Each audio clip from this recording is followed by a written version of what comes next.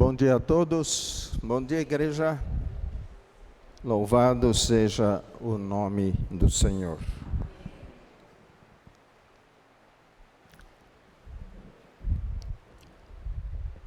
Quem gosta do título, o título é esse: o que é fundamental no meu viver no dia de hoje? Essa é uma pergunta. Eu quero que vocês respondam durante o transcorrer ou ao final desta reflexão. O que é fundamental no meu viver? Vamos orar. Senhor Deus e Pai, grato Senhor por esta manhã, por este momento, por estarmos aqui na Tua presença, Senhor. Obrigado por tudo. Esteja aqui entre nós com o Teu Espírito Santo, Pai. Visita cada vida, esteja presente, Senhor. Perscruta o coração de cada um. Visita o profundo de cada um nesta manhã, Senhor. E seja, Senhor, conosco e com cada vida, e que o Senhor fale nesta manhã, em nome de Jesus. Amém, Senhor. Eu não sei se está muito alto, acho que está reverberando, né? Talvez se abaixar um pouco mais o som, fica menos com esse eco no fundo.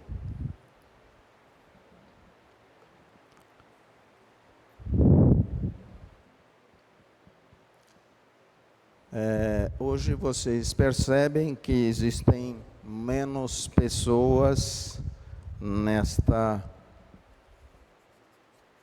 manhã, neste momento de culto. E eu também vou mostrar por quê. Eu até deixei isso aqui. Quem esteve lá ontem sabe o que é isso aqui. Eu não estive num resort, isso aqui era para entrar ontem lá no Adore, que foi lá na igreja lá da Liberdade. Então, quem foi realmente recebeu muita unção, recebeu muito. Quem não foi, terá outras oportunidades. Isso vai acontecer mais vezes e, com certeza, eu diria para que os irmãos fossem participar. E o tema de ontem foi esse. Ele não está... tá ligado, viu? Não sei, peraí. Deixa eu ver se é aqui. Isso. O tema foi reviva.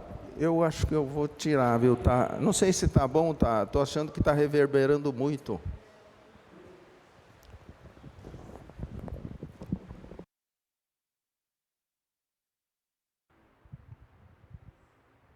Obrigado, Lucas. Eu acho que agora melhorou. Então, o tema foi reviva. Alguns diziam reavivar. Eu, como sou meio chato, curioso, eu fui lá ver o que é, se é reviva ou se é reavivar. Daí eu cheguei à conclusão que é praticamente a mesma coisa, né? Se a gente perceber, tem pequenas diferenças. Talvez uns precisam do reviva, uma revitalização em suas vidas. O que é uma revitalização? É que nem, como diz, vocês já ouviram falar lá na prefeitura, que o centro de São Paulo está degenerado, a cidade não está legal, então precisa uma revitalização. Então eu diria, lá precisa um reviva. Muitas pessoas talvez estejam como está lá o centro, né? A vida foi, sim, e a gente se acomodou. Outros talvez precisam o reavivar. O que é reavivar? É reacender aquele fogo que está apagando. A chama ficou fraquinha. eu já não tenho mais vontade de mais nada, estou cansado, alguns podem dizer. Então talvez você precise um reavivamento, um reacender. Então esse é o tema mais ou menos que nós vamos adentrar. E fica sempre a pergunta: o que é fundamental então para que eu tenha isso? E eu vou dizer aqui uma pergunta: você crê que o Espírito Santo hoje está aqui, no meio, está sobre nós? Você crê? Essa é uma pergunta que eu vou e gostaria de que vocês respondessem. Eu vou também contar uma pequena história. Eu gosto de história, porque a história a gente guarda, né? Há muito tempo, nesse mesmo local, a gente fazia a reunião de oração à noite. Era uma quinta-feira à noite, aqui a gente colocava uma mesa. E tinha poucas pessoas, isso bem antes da pandemia. E eu lembro que num dia, nós tivemos uma visita de uma pessoa simples. Ele era um pedreiro, nada contra o pedreiro, mas vocês sabem a simplicidade da pessoa. E essa pessoa, ele fez uma pergunta para mim. Eu era formado, já estava fazia pouco tempo, mas já era especialista e tal. Ele falou: doutor, o senhor estudou quantos anos? Eu falei: olha, somando tal, deve ser uns 20 anos, talvez. Pois é, doutor. Mas daí o senhor tirou diploma? Eu tirei diploma. E o senhor fez o que depois? Bom, depois eu tive que sair para o mundo, né? Tive que trabalhar. Não fiquei lá mais no banco. Daí ele me fez uma observação. Pois é, doutor. Eu conheço pessoas que estão sentados há 15, 20 anos, e eles não têm que tirar diploma aqui na igreja? É uma pergunta, né? Eu acho que tem que tirar diploma, sim. Tem que tirar diploma para sair para o mundo. Tem que tirar diploma para poder falar. Mas tem uma coisa. Quando se tira diploma, a gente tem que se inscrever num conselho. Se você é médico, você vai no CRM. Se você é engenheiro, vai no Conselho Regional de Engenharia. E assim, se você é advogado, OAB. Ele te dá uma certificação. Daí essa pessoa falou: pois é, essa certificação o que é, doutor?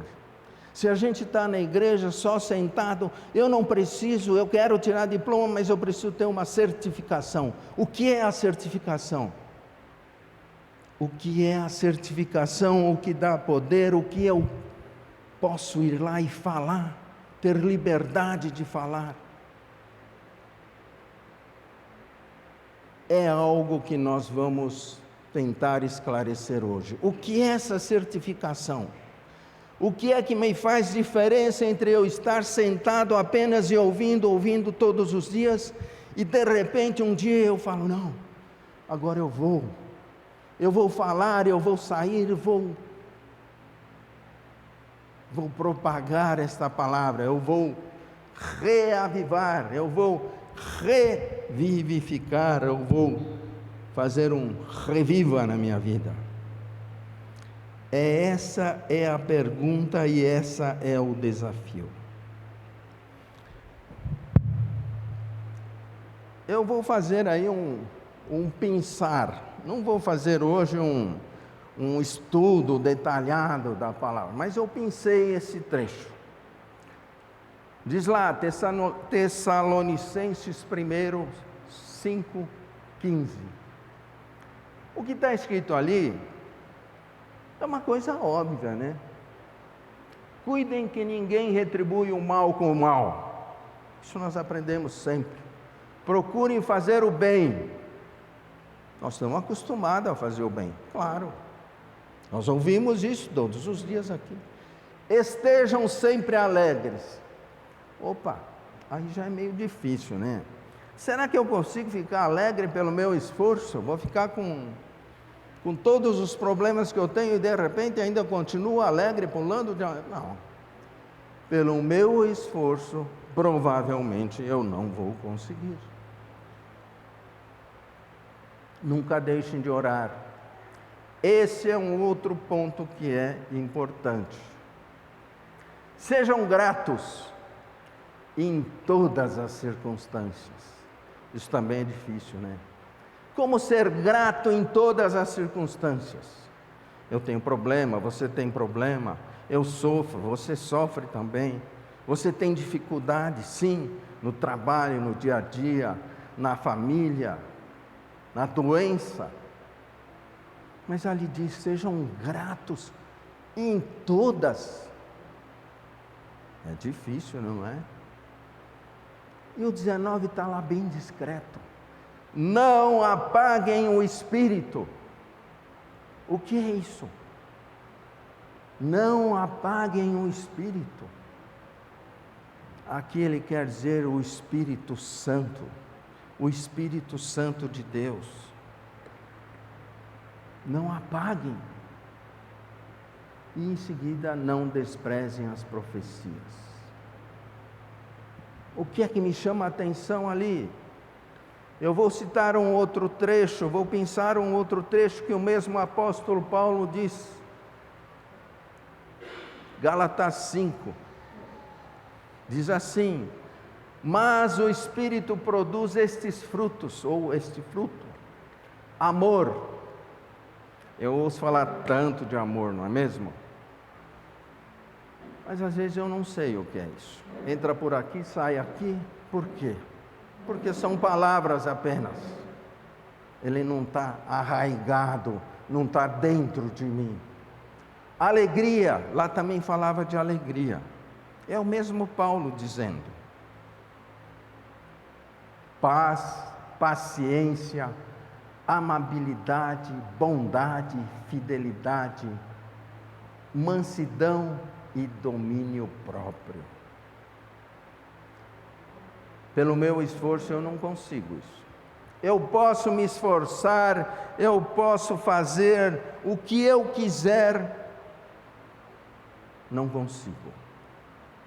Não vou conseguir, porque pelo esforço próprio isso não se consegue. Porque diz ali no comecinho, é o fruto do quê? É o fruto do quê isso daí? É do Espírito, é do Espírito Santo. Então eu preciso ter isso. Eu preciso ter o Espírito Santo para poder seguir essas palavras. Não adianta. Eu queria ter um reavivamento. Mas se eu não tiver o Espírito dentro de mim, eu não vou conseguir. Não vai dar. Então, as coisas estão começando a esclarecer.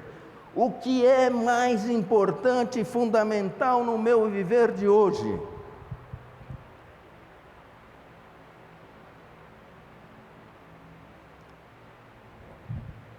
Eu creio que o que Paulo diz está mais ou menos claro aí. Vamos passar um pouco para frente. Essa é só para vocês compararem, é quase a mesma coisa, né? Uma coisa fala assim, outra fala assado, mas tudo caminha para um mesmo lugar. Tudo parece que caminha para o mesmo lugar, porque aquilo seria o ideal de cada um. Mas pelo meu esforço, eu não consigo. Isso é só para a gente lembrar. Eu vou fazer aqui, eu gosto de contar história. Então vamos contar mais um pouco de história. José, todos sabem José, é o filho amado de Jacó. Jacó gostava muito desse filho, porque era filho da sua mulher amada, Raquel. E ele tinha tanto afeto que ele fez até uma túnica especial para ele. Toda vez que se via falar, aquele é o meu filho preferido. José nasceu com a unção. Ele nasceu ungido.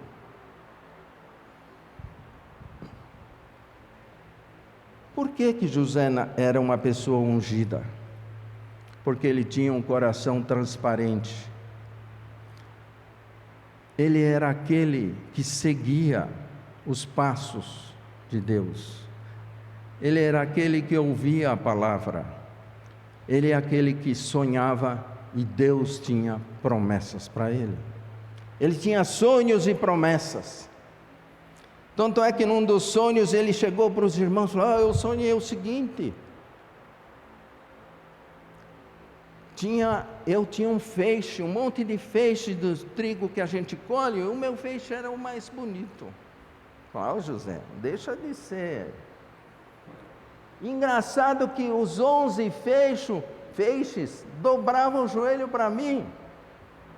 Aí os irmãos ficaram loucos, né? Quer dizer que nós somos os 11 e a gente vai dobrar o joelho para ti? Você, esse moleque aí, já tem uns 14, 16 anos, eu não sei, mas deve ser por aí. Quer dizer que é assim, só porque você é o bonitinho aí do papai? Não. José era ungido, José era escolhido. José foi escolhido porque teve a unção. E ele teve um outro sonho maior ainda, que ele foi contar para o pai dele. Pai, eu sonhei que o sol, a lua e 11 estrelas se dobravam para mim. O pai falou: José, para com isso. De fato, essas coisas mexiam com os irmãos dele. O caçula falando isso, imagine isso numa família de japonês, né? O primeiro é o dono de tudo, é o chefe. O caçula é o último da fila, como o próprio nome diz. Mas você fica falando disso, e aquilo começou a alimentar a ira dos irmãos. Os irmãos então falaram: vamos acabar com esse cara, com essa história, vamos vingar dele. E cataram ele, pegaram ele, jogaram num poço. Ele se machucou provavelmente. Mas daí teve um irmão mais velho chamado Rubem que falou: não vamos matar ele, né? Joga ele lá, mas deixa a gente dar uma sova nele. E depois ele se ajeita, né? Mas os outros disseram: não, vamos fazer o seguinte, vamos tirar ele do poço, e a gente pega a roupa dele e mancha com o sangue lá de uma cabra que a gente mata lá, um cabrito, e pega aquela roupa especial dele, aquela túnica talar que o pai dele deu para ele, e a gente põe sangue e fala: pai, você conhece essa roupa? E com isso eles venderam José, para dizer que José foi morto, e acabou a história de José. O pai Jacó viu aquilo e falou: meu filho morreu. E os filhos, os outros 11, falaram: não, é mesmo. Provavelmente um bicho grande chegou lá e comeu ele, né, pai? Está aí, ó o sangue que está aí. Naquele tempo não tinha prova de DNA, né? Qualquer sangue é sangue. É o sangue dele, o sangue do bicho, sei lá, comeu ele. E assim foi, José foi vendido. Foi vendido e José foi como escravo vendido lá pelos ismaelitas, e ele foi vendido de novo como escravo, e agora cai naquela história que José vai lá para o Egito e começa a trabalhar. E aí entra a história de Potifar, né? Potifar era uma pessoa importante no reino egípcio, ele devia ser rico, e José era o escravo. Mas tudo que José fazia dava certo. E José cresceu. E cresceu tanto que a esposa desse Potifar começou a olhar José com outros olhos. E falei, ele é meu escravo, eu posso fazer dele o que eu quiser.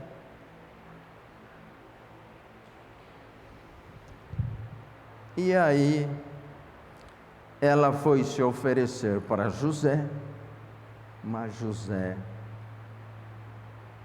negou. Ele falou, não, eu não posso fazer isso para o meu chefe. Eu não posso trair o meu chefe. E aí Potifar, a esposa de Potifar, fez aquele escarcéu, falou que José quis abusar dela, está aqui a roupa que ele tirou, está aqui, olha, está aqui, pessoal. E ela era a dona de todo o sistema da casa. José foi condenado. E aqui eu queria fazer um senão. Muitas vezes, nós também acontece isso em nossas vidas. Acontece de você estar trabalhando num lugar e vem alguém e te perturba e vai e perturba. E você faz tudo correto, mas vem alguém e fala, e às vezes o teu chefe não quer saber e fala, esse aqui vai embora. Daí você vai dizer, é o diabo que está me querendo destruir. O diabo, ele quer destruir, sim. Assim como o diabo quis destruir José com a esposa de Potifar. Mas tem momentos que Deus permite. Porque Deus permitiu que acontecesse isso com José? Porque chegou o tempo dele aprender a lidar com as coisas, a lidar com o dinheiro dos outros, a lidar com a casa alheia, a ser um administrador. Chegou o tempo, chegou o fim desse tempo. José já aprendeu tudo. Então Deus colocou na vida de José essa tentação da esposa de Potifar, para que ele saísse daquela situação. Então, às vezes, Deus permite. Deus permite que, às vezes, aconteçam coisas na nossa vida, e que a gente acha que eu estou perdendo, mas Ele está dizendo, não, acabou aqui o seu tempo, mas você já aprendeu aqui, eu vou te colocar em outro lugar. Chegou o tempo que, se você ficar aqui, você vai se acomodar. Imagine se José ficasse a vida inteira lá na casa de Potifar, ele seria só um bom mordomo, e acabou a história de José. José foi condenado, foi colocado numa prisão, foi humilhado. Quantas vezes nós somos humilhados? Quantas vezes nós passamos por situações que fala, Senhor, será que eu mereço isso? Mas o que Deus quer dizer Ele está te formando. Ele colocou José lá na prisão para José sentir o que era a dor, o que é sentir-se lá. Mas tem um detalhe, José tinha o Espírito de Deus. Ele nunca disse, por que, Senhor, que eu estou passando por isso? Por que eu vim cair numa prisão? Pelo contrário, tudo o que ele fazia lá na prisão também, ele fazia com gosto. Como nós lemos ali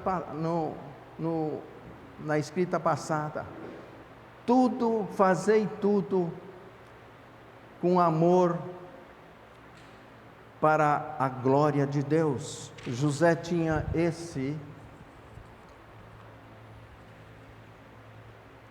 ele tinha esse espírito, é o espírito de Deus, de gratidão, mesmo naquela situação difícil, naquela situação que parecia prisão, escravo, Egito, longe da família, os pais achando que ele estava morto.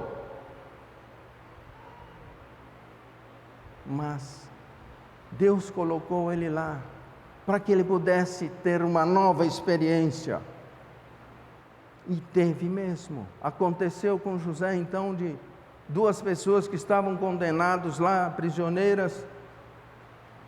Um era o copeiro, o outro era o padeiro, que eram lá da casa real do faraó, moravam lá no palácio do faraó e de repente foram presos.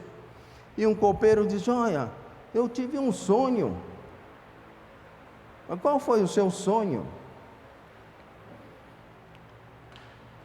E José interpretou da seguinte maneira, ele disse: olha, tinha um pé de parreira e tinha 3 troncos, e esses 3 troncos tinham sucos, davam uva, e eu exprimia e formava um suco, e eu dava para o faraó, e ele era o copeiro, aquele que provava as coisas para ver se não tinha envenenamento, ele era de confiança, mas ele foi condenado, não sei o que ele aprontou.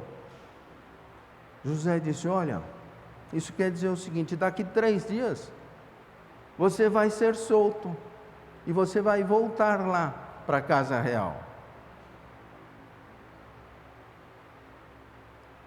Falou: boa história. O padeiro que estava ali do lado ouvia a história e falou: então vou contar a minha. O meu sonho, eu tinha 3 cestos de pães na minha cabeça, e vinham os pássaros e comiam. Só que José deu uma resposta que provavelmente não agradou. Falou: olha, os 3 cestos são 3 dias. Daqui 3 dias você vai ser condenado e vai ser morto. Isso aconteceu. O copeiro foi solto, o padeiro foi condenado. E José, antes do copeiro sair para voltar ao palácio, falou: olha, você lembra de mim, tá? Quando você for lá na casa do faraó, que você estiver lá no meio deles, você fala: ó, tem um rapaz lá, lembra de mim, que eu estou aqui, ó, sou condenado, mas não fiz nada, eu sou inocente. Ah, tá bom. Saiu e José ficou. O copeiro continuou a sua vida e José ficou lá. Outra vez, José não murmurou. Ele podia ter falado: eu salvei o cara, falei tudo para ele, falei para ele falar para o chefe lá dele, para o rei, e ele esqueceu de mim. Não falou nada. José não. José continuou feliz, continuou no seu dia a dia, alegre, fazia as coisas com amor. Por quê? Porque o Espírito de Deus estava em José. O Espírito do Senhor estava em José. E por fim, a história de José não termina aí. O faraó teve uns sonhos também.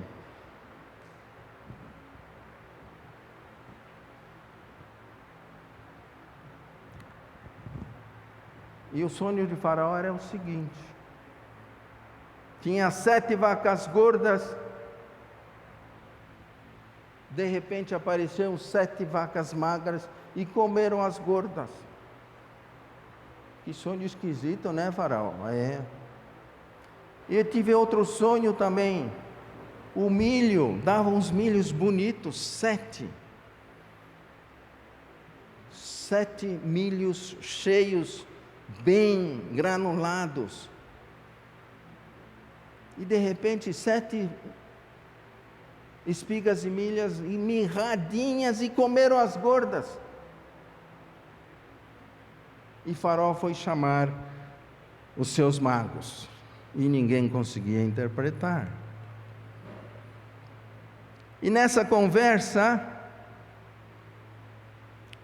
o copeiro fala: Faraó, senhor Faraó, eu lembro lá quando eu estava preso, teve um sujeito lá que interpretou o meu sonho.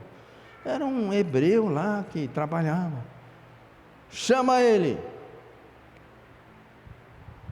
José foi. E o faraó contou essa história para ele. Mas José disse o seguinte: eu não sou adivinho. Essas coisas são do Senhor. E se é do Senhor, Ele vai revelar. Ele não disse: eu sou adivinho. Não. Essas coisas são do Senhor. E o Senhor está no comando das coisas. E se é isto, Ele vai revelar. E ele disse: os 7 anos de vacas gordas serão 7 anos de grande produtividade no teu reinado. E os 7 anos seguintes serão de pobreza, dificuldade, de seca, de tempos difíceis. Essa é a história de José, que depois continua. Ele cresceu tanto dentro do reino de Faraó, que ele foi o braço direito. E ele teve a sua revelação quando era jovem. Conseguiu, nos tempos de dificuldade, que os seus pais, os seus irmãos viessem até o Egito e recebessem a comida que eles não tinham.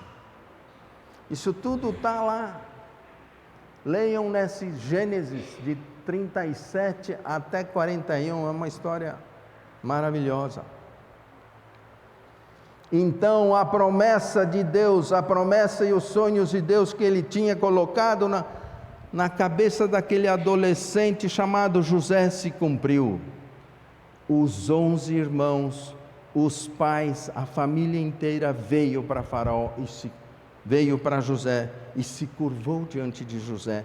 E eles não sabiam que aquele era o José desprezado, vendido e tido como morto. Essa é uma das histórias.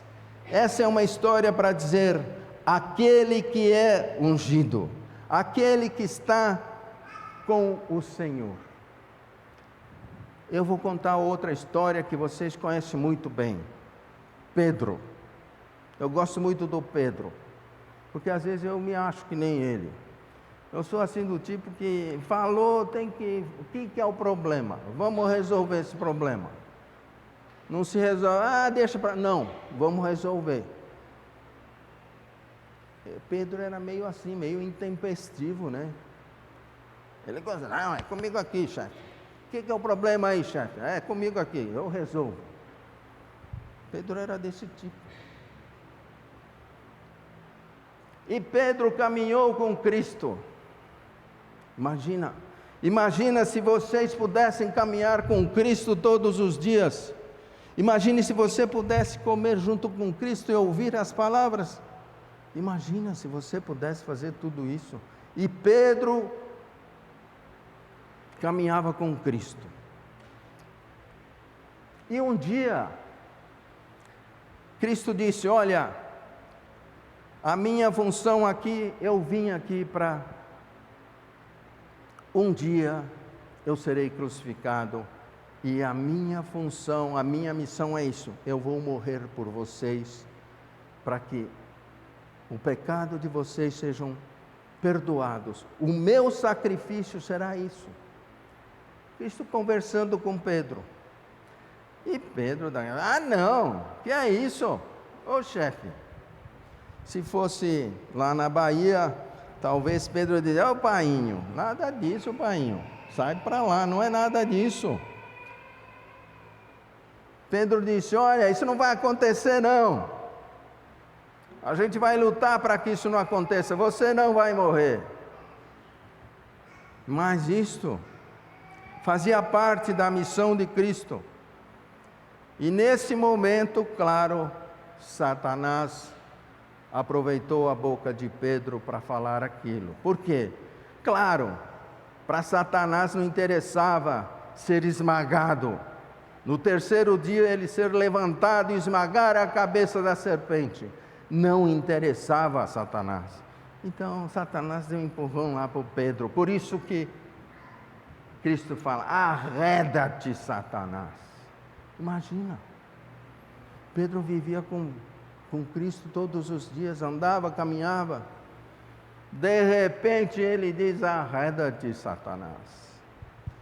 Porque Pedro não tinha ainda, apesar de andar, ele não tinha o Espírito de Deus. É como aquele que eu falei, que está sentado, mas não tirou o diploma e não tem a certificação. Ele não tem a certificação do Espírito. E outra vez aconteceu dele negar 3 vezes. Essa história é clássica. Pedro disse com todas as letras: Senhor, eu vou com você. Se você tomar pancada, eu vou tomar pancada. Se você for crucificado, eu vou junto. Chegou na hora. Aconteceu. Antes que o galo cante, você me negará 3 vezes. E ele diz: eu, Senhor, jamais. Assim como outros falaram. Mas na hora H, aconteceu, Pedro negou. Também, vocês se lembram, quando Pedro dormiu 3 vezes?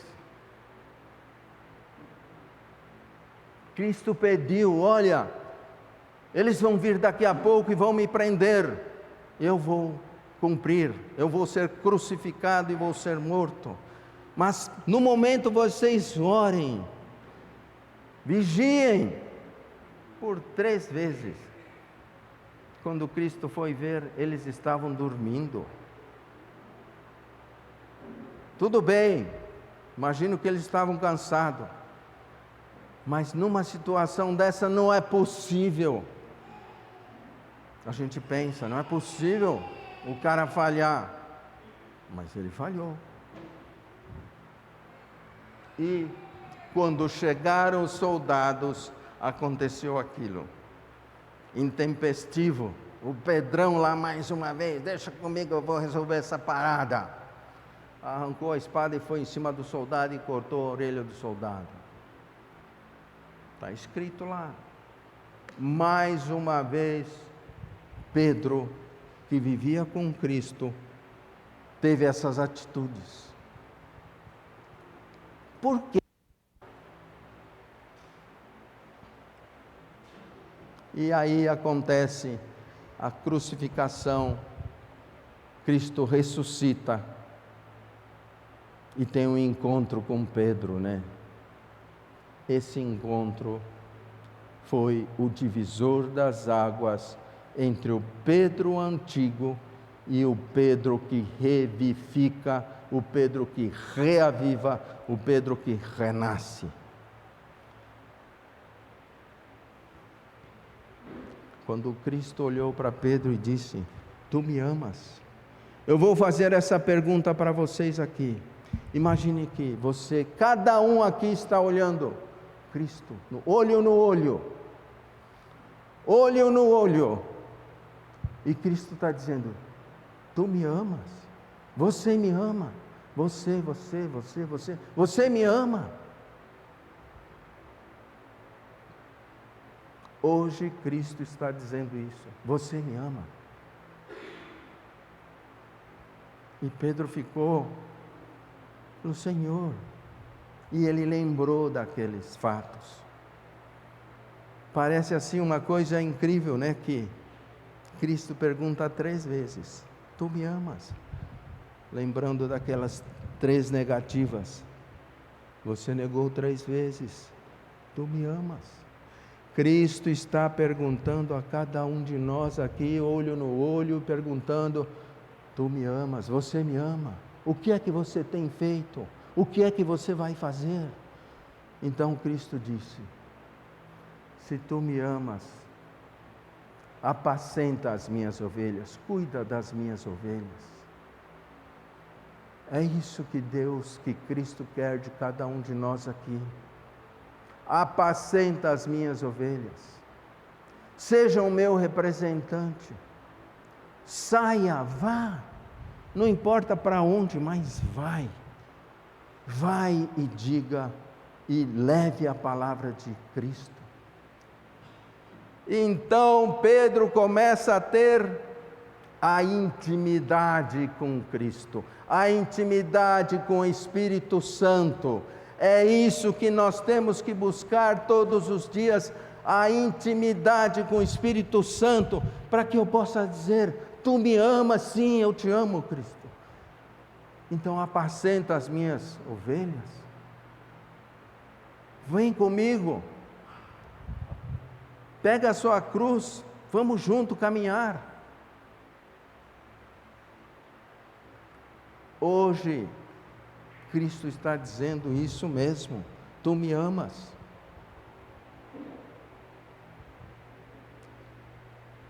Então Pedro começa aí uma nova caminhada. Ele é Pedro agora revivificado. Reviva Pedro, reaviva Pedro. É isso, nós precisamos disso. Revivifica, reaviva, mude, transforme. Tenha intimidade com o Senhor. Tenha essa intimidade de você poder falar olho no olho com Ele. Eu vou seguir você, eu seguirei. E aí acontece o Pentecostes. O Espírito Santo, naquele dia de Pentecostes, vem sobre todos eles. E há uma transformação. Mudança radical. Reaviva, revivifica. Mudança radical. Naquele dia Pedro disse: arrependei-vos, sejam batizados em nome de Jesus e recebam o Espírito Santo. Então a pergunta que eu fiz no começo é: o que é mais importante, o que é fundamental para a minha caminhada cristã, enquanto eu estiver andando aqui? É eu caminhar com o Espírito Santo e deixar o Espírito Santo habitar em mim, ser guiado pelo Espírito Santo. Por quê? Cristo, antes de partir, disse o seguinte: